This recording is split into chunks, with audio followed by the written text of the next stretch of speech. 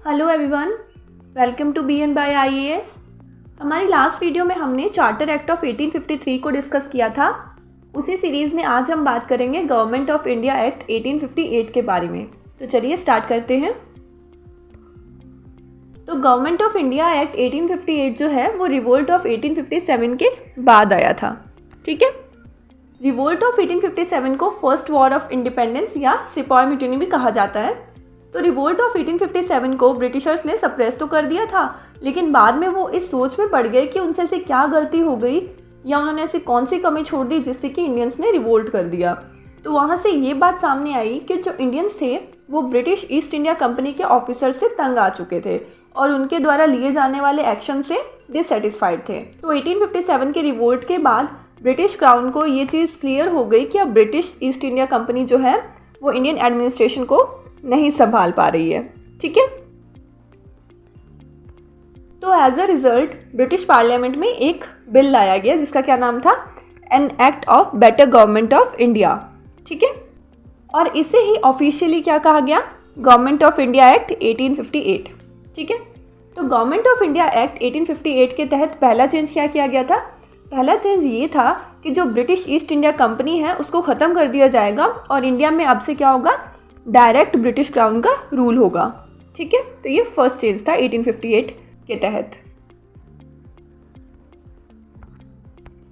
Second change ये आया कि जो डुअल गवर्नमेंट थी, ठीक है, उसको क्या कर दिया, ख़त्म कर दिया इस एक्ट के थ्रू। यानी जो कोर्ट ऑफ डायरेक्टर्स और बोर्ड ऑफ कंट्रोल नाम की दो बॉडीज़ थी उन्हें ख़त्म कर दिया गया। ठीक है, और क्या किया गया, और इन्होंने इस एक्ट के तहत सेक्रेटरी ऑफ स्टेट नाम की एक नई पोजीशन को इंट्रोड्यूस किया। ठीक है, और इंडिया के कंप्लीट एडमिनिस्ट्रेशन की रिस्पॉन्सिबिलिटी किसको दे दी, इस सेक्रेटरी ऑफ स्टेट को।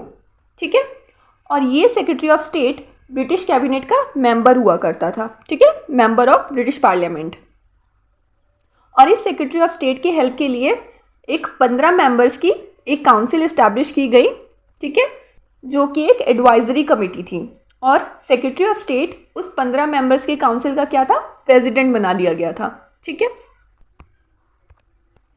थर्ड चेंज इस एक्ट के थ्रू ये किया गया कि जो गवर्नर जनरल ऑफ इंडिया है, ठीक है, उसकी पोजीशन का नाम बदल कर क्या कर दिया, वाइसरॉय ऑफ इंडिया कर दिया। और वाइसरॉय ऑफ इंडिया जो है वो कैसे काम करेगा, वो सेक्रेटरी ऑफ स्टेट के एजेंट के रूप में इंडिया में काम करेगा। ठीक है, और फर्स्ट वाइसरॉय ऑफ इंडिया कौन थे, लॉर्ड कैनिंग।